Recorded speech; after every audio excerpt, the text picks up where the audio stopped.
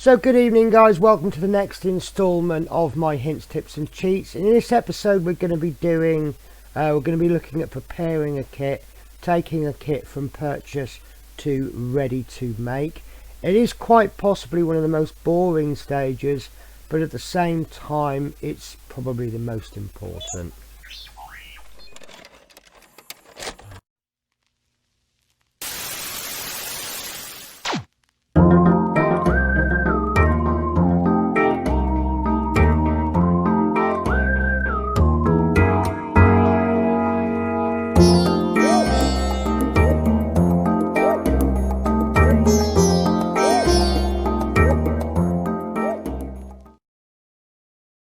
Okay guys, so our new kit has arrived on our door. Either we bought it from the shop or it's come through the post, and obviously we want to make sure everything's ready so that when we begin building we can go ahead. For the purpose of this video I'm going to be looking at two kits.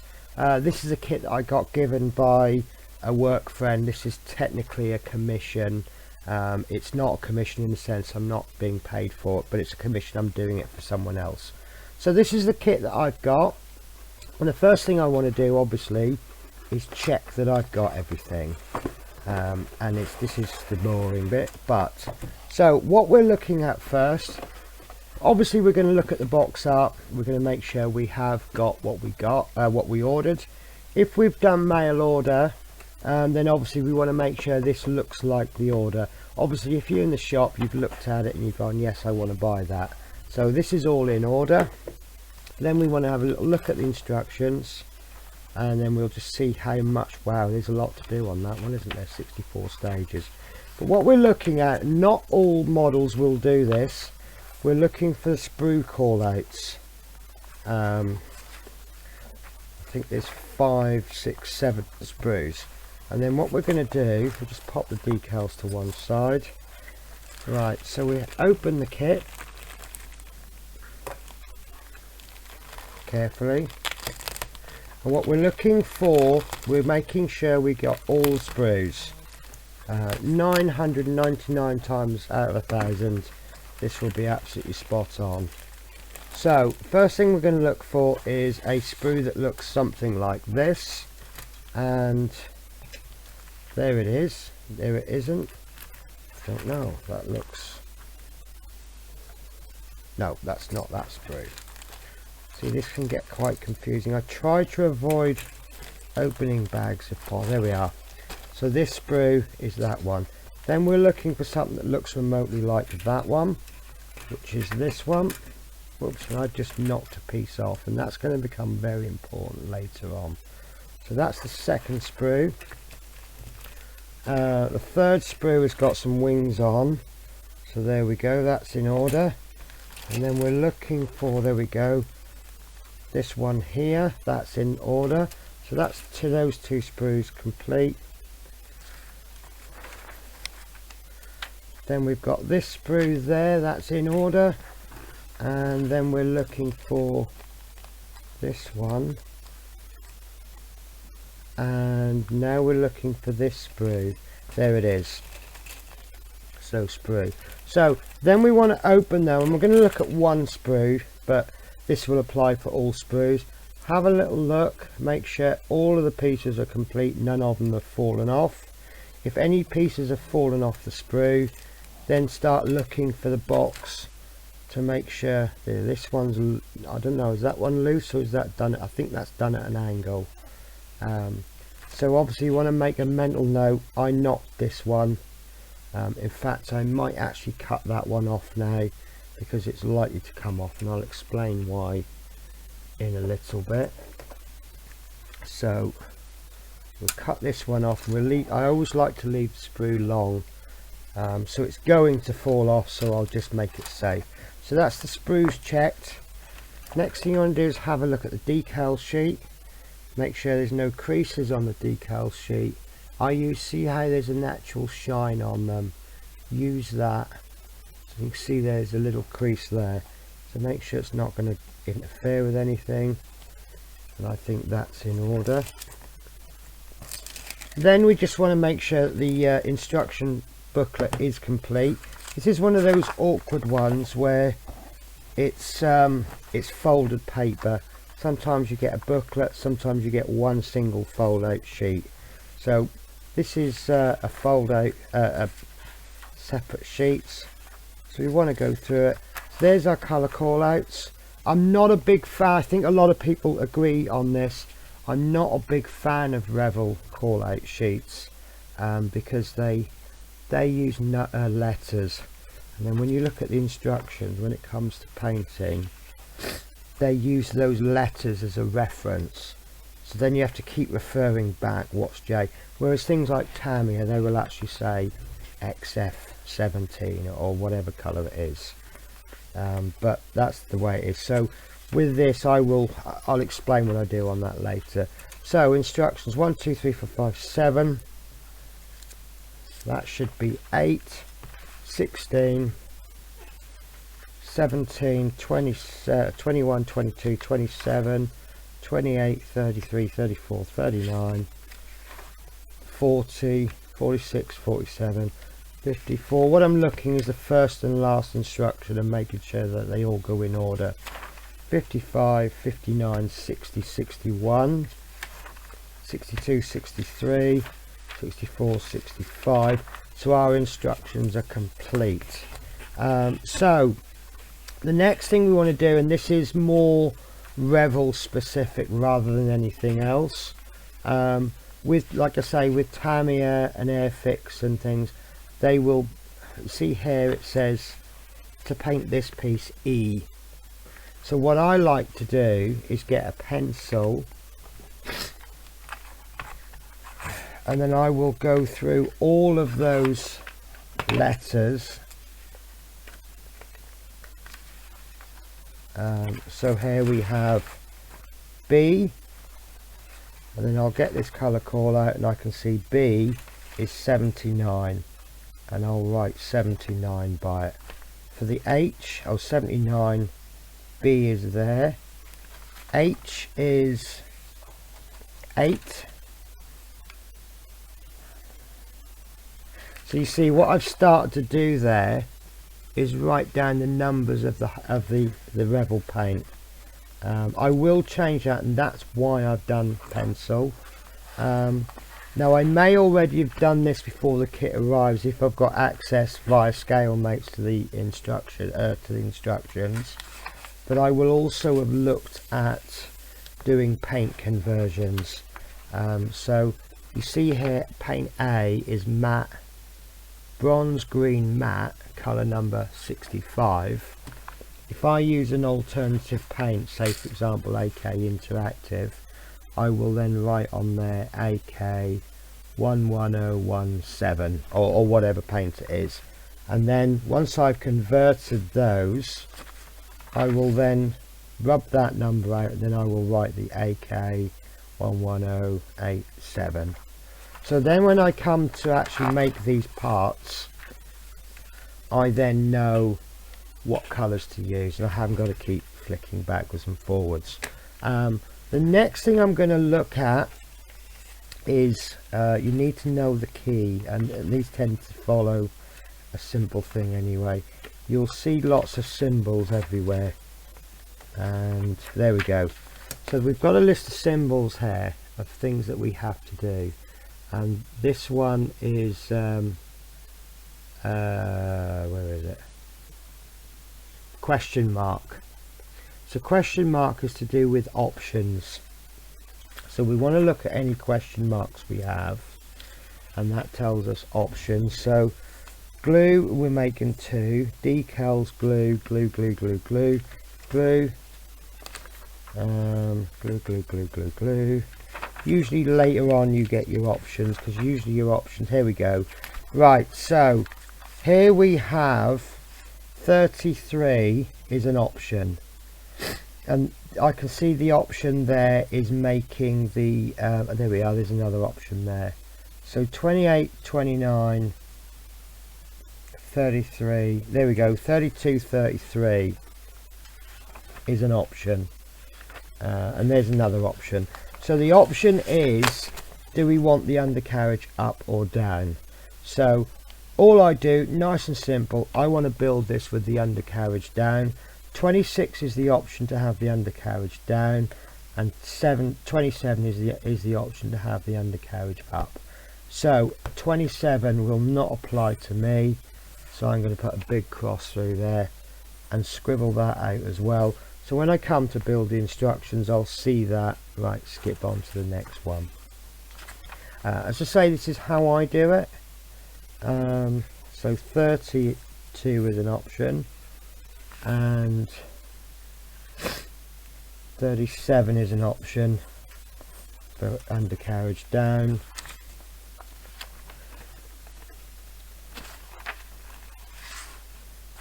Canopy. So now this is an option for the canopy.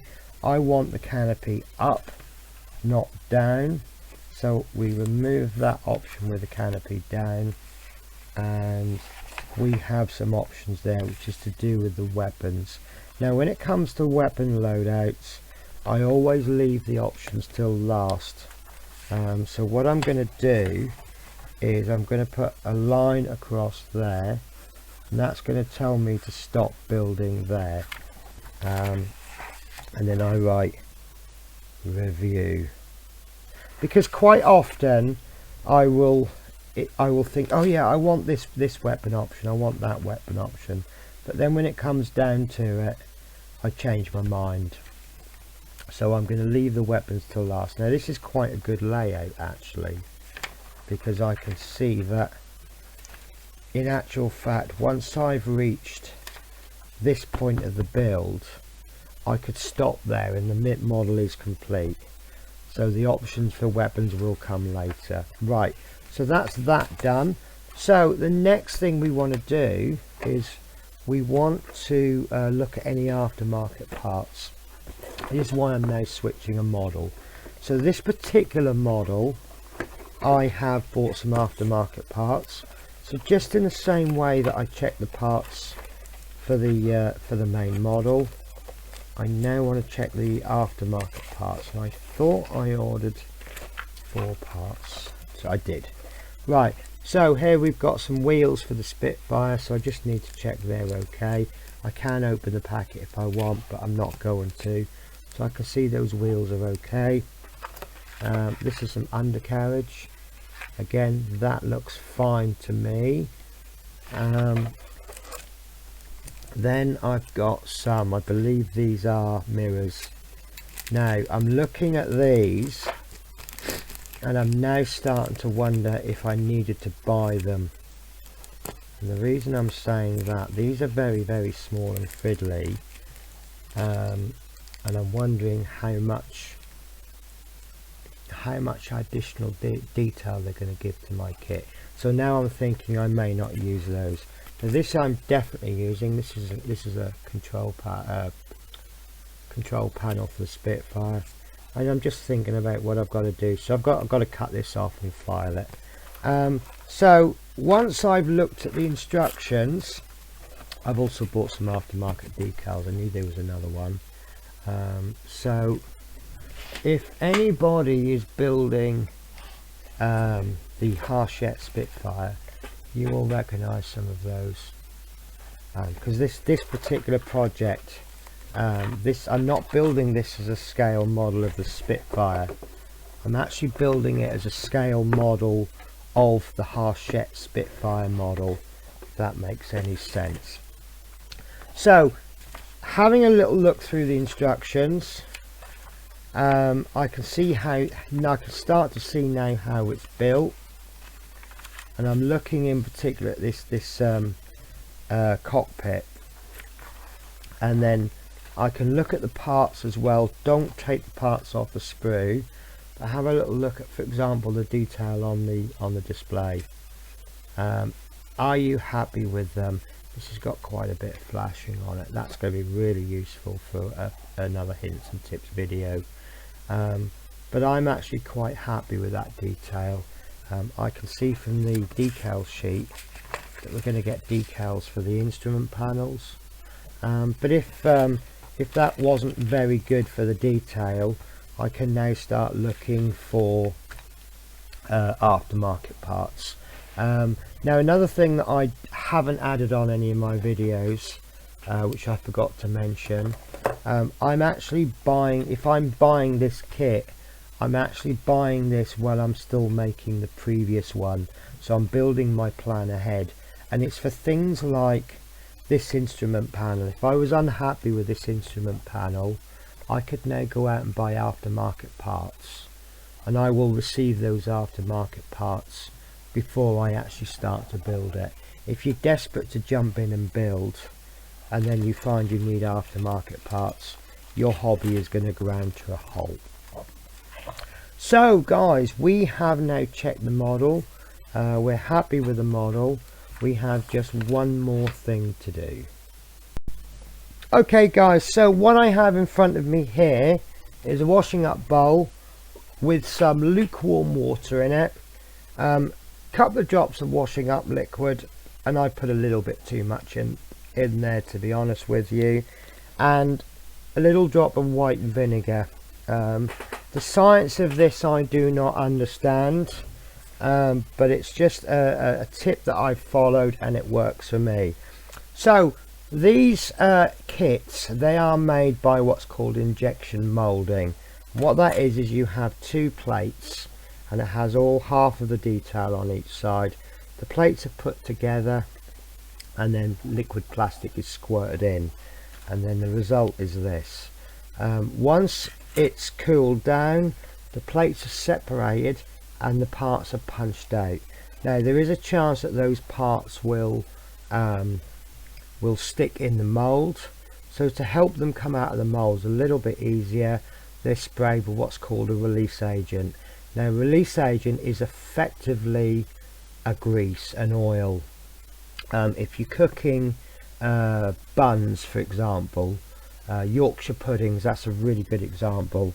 You'll put a little bit of fat in each container, and that's to stop the pudding from sticking to the tray, and this is exactly the same. So these will have most likely a you won't even feel it. There might, well, sometimes you might, but generally you won't. So there'll be a little bit of grease. Now the problem is when you paint these parts, the paint won't stick to the grease. So what we need to do is clean our parts. So I'm just going to dunk that for a moment, and then I've got myself a cheap toothbrush. This is actually a tongue brush. I saw this in Home Bargains, and it's got a bigger head because it's a tongue brush, and it's actually cheaper than a toothbrush. So you want a soft bristle brush.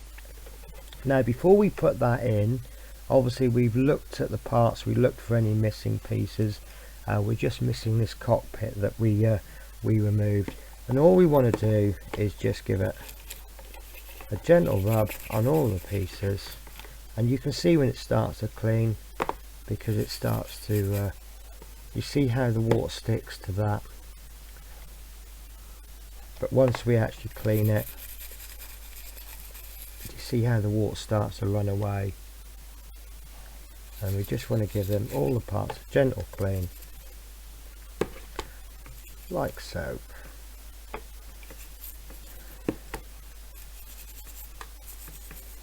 Clean them both sides, inside and out, because you never know when you might be wanting to paint both sides. And as you're cleaning, just make sure there's no bits falling off. This is why I like to use a bowl. If any parts do drop off, they may be difficult to find, but at least they'll be in the bowl. And then that's all there is to it. And what we're doing is we're just washing off any grease that might be on it. There may not be any grease on there, but if you get into this habit, and then that will make sure that the glue sticks to the model. So what I would then do, I'm not going to show the next bit on camera, but what I would do next is I will pop this down on a towel. Obviously it'd be a flat towel, and we'll just leave that to dry for as long as we need it to dry. And try and have your parts so that, like, if I put my part down this way, the water can collect there. So I would probably leave my part there, maybe at an angle, and then I would just leave that maybe overnight. Oh sorry, I would just leave that for a minute. Now what I would do now is I will tip this water away, I'll rinse this out, and then what I'll do is I will run another bowl of water, lukewarm water, no soap suds, no vinegar, and then I will just pop that in again, and I'll give them a bit of a rinse just to get any soap suds off. And then obviously I will have to wash these, but just to get any soap suds off, and then that's it. So once we've done that, guys, it's really that simple. It is a little bit of a boring job, checking, washing. It's boring as anything. However, you won't regret it, because there's nothing worse than getting to the end of a model and you put lots and lots of hard work into it. You then started to paint your model and all the paint falls off. And how long have we been doing this? This video has been going for about 5 minutes. So for the sake of 5-10 minutes work, you can save yourself hours of trouble. So that is the end of this video.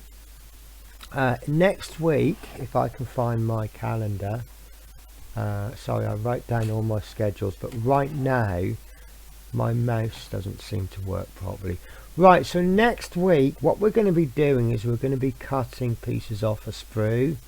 We're going to prepare them, and then we're going to do our first bit of gluing.